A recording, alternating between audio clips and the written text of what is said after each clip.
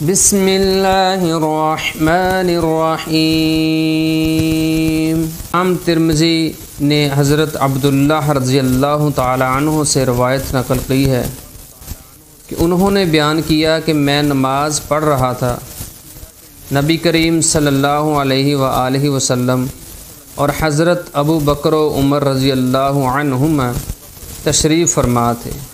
جب میں بیٹھا تو میں نے اللہ تعالیٰ کی ثنا سے دعا کی ابتدا کی، پھر نبی کریم صلی اللہ علیہ وآلہ وسلم پر درود پڑھا، پھر اپنے لیے دعا کی۔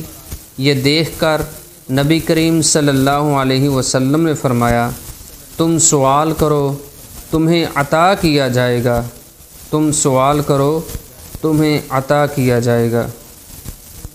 یعنی بندہ اپنے بارے میں خود فیصلہ کرے کہ وہ مجھ پر تھوڑا درود بھیج کر فرشتوں کا تھوڑا درود حاصل کرنا چاہتا ہے، یا مجھ پر زیادہ درود بھیج کر ان کا زیادہ درود حاصل کرنا چاہتا ہے۔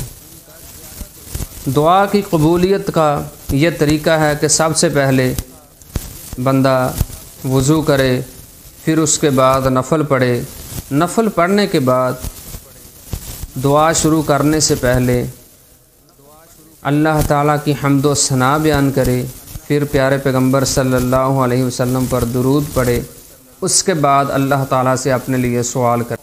پیارے پیغمبر صلی اللہ علیہ وسلم کے پاس ایک شخص آ کر عرض کی کہ اے اللہ کے پیغمبر، میں چاہتا ہوں کہ میری دعا بہت جلد قبول ہو۔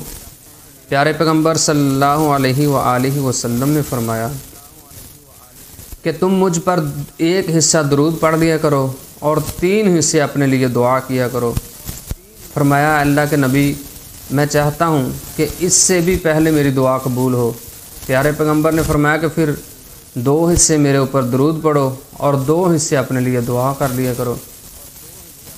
اس شخص نے عرض کی کہ اللہ کے پیارے پیغمبر، میں چاہتا ہوں کہ میری دعا اس سے بھی جلدی قبول ہو۔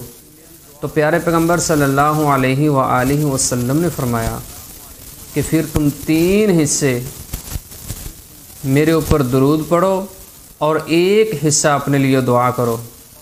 پھر پیارے پیغمبر صلی اللہ علیہ وسلم نے فرمایا کہ اگر تم چاہتے ہو کہ اس سے بھی جلدی دعا قبول ہو تو پھر میرے اوپر سارا وقت درود پڑھتے رہو اور اپنے دل کے اندر سوچتے رہو، جو تجھے چاہیے اللہ تعالیٰ بغیر مانگے تجھے عطا کرے گا۔